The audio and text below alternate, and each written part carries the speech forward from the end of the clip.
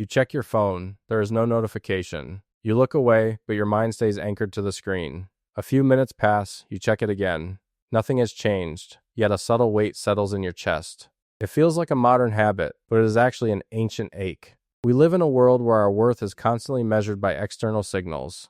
A thumbs up, a view count, a nod of approval from a boss who barely notices us.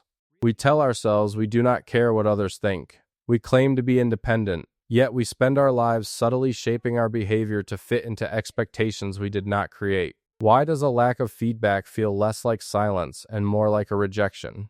Why does the approval of a stranger have the power to lift your mood, while their indifference can ruin your day? The truth is, your brain treats validation exactly like food. When you do not get it, you starve. But the mystery deepens when we realize that getting what we want rarely fixes the problem. You get the compliment, you receive the promotion, you get the likes.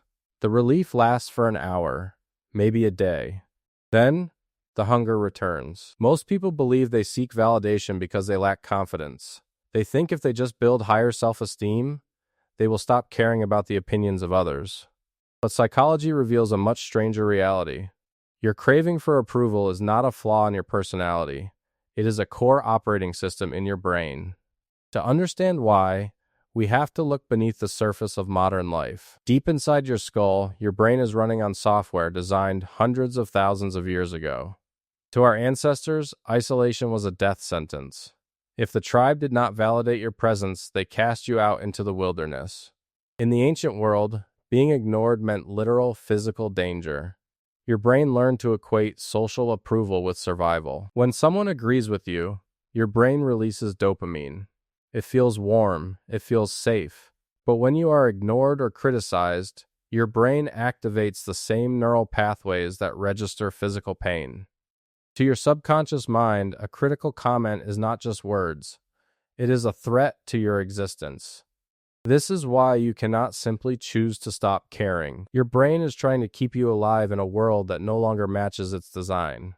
But neuroscience only explains the mechanics. The deeper crisis is psychological. The famous Swiss psychologist Carl Jung spoke extensively about the persona. The persona is the mask we wear to present ourselves to the world. It is the professional version of you at work. It is the agreeable version of you at a family dinner. It is the curated version of you online. Jung argued that the persona is necessary. It helps us navigate society smoothly. The danger arises when we begin to believe that the mask is who we actually are. When you spend years wearing a mask to please others, you enter a quiet trap. You begin to receive validation for the character you are playing, not for the person you truly are. This creates a profound internal contradiction. The praise you receive feels empty because your subconscious mind knows it belongs to the mask. So, you seek more praise, hoping it will finally reach the real you. But it never does. It is like trying to feed a hungry person by putting food on their photograph. This is why the most celebrated people can often feel the most lonely. They are trapped inside the prison of their own success, forced to maintain an image they have outgrown. Think about how behavioral psychology views this cycle. BF. Skinner discovered a phenomenon called variable ratio reinforcement. He found that if a reward is predictable, it loses its power. But if a reward is unpredictable, it becomes highly addictive. If you press a lever and get a treat every single time, you eventually stop pressing it when you are full. But if you press the lever and get a treat only sometimes, you will press it forever. This is exactly how modern social interactions are structured. You do not know which photo will get likes. You do not know which email will get praise. You do not know which joke will make people laugh. The unpredictability keeps your brain in a state of constant alertness. You become a gambler, betting your emotional stability on the next interaction. But what if the problem runs even deeper than conditioning? What if the need for validation is actually an attempt to solve a deeper identity crisis? From the moment we are born, our sense of self is built through reflection. A baby looks at their mother's face to see if they are safe, loved, and real.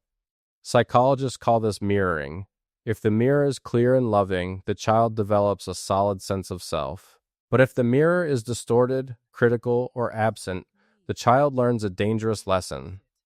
They learn that they only exist when someone else is looking at them. As adults, we carry this unmet need into our relationships.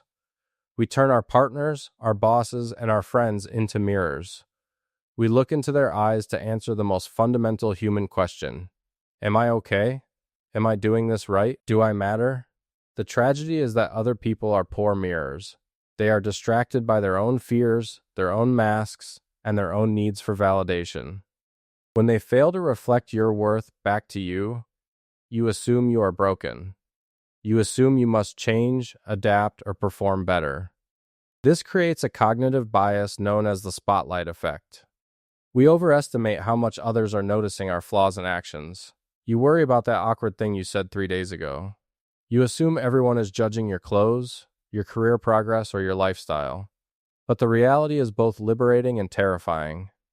Everyone else is too busy worrying about their own spotlight to notice yours. They are trapped in their own loop of seeking approval.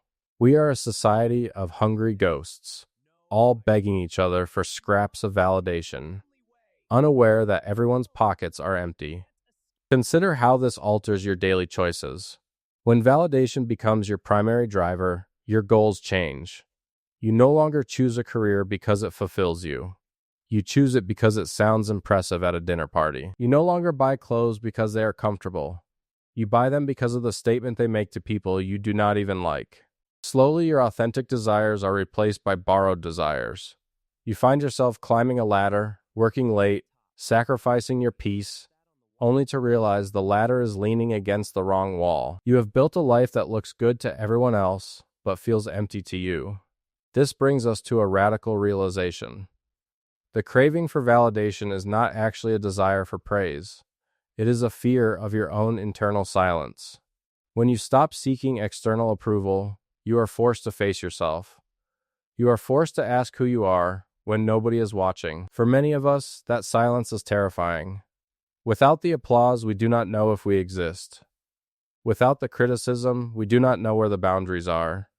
External validation is a shortcut. It allows you to bypass the hard, uncomfortable work of self-discovery.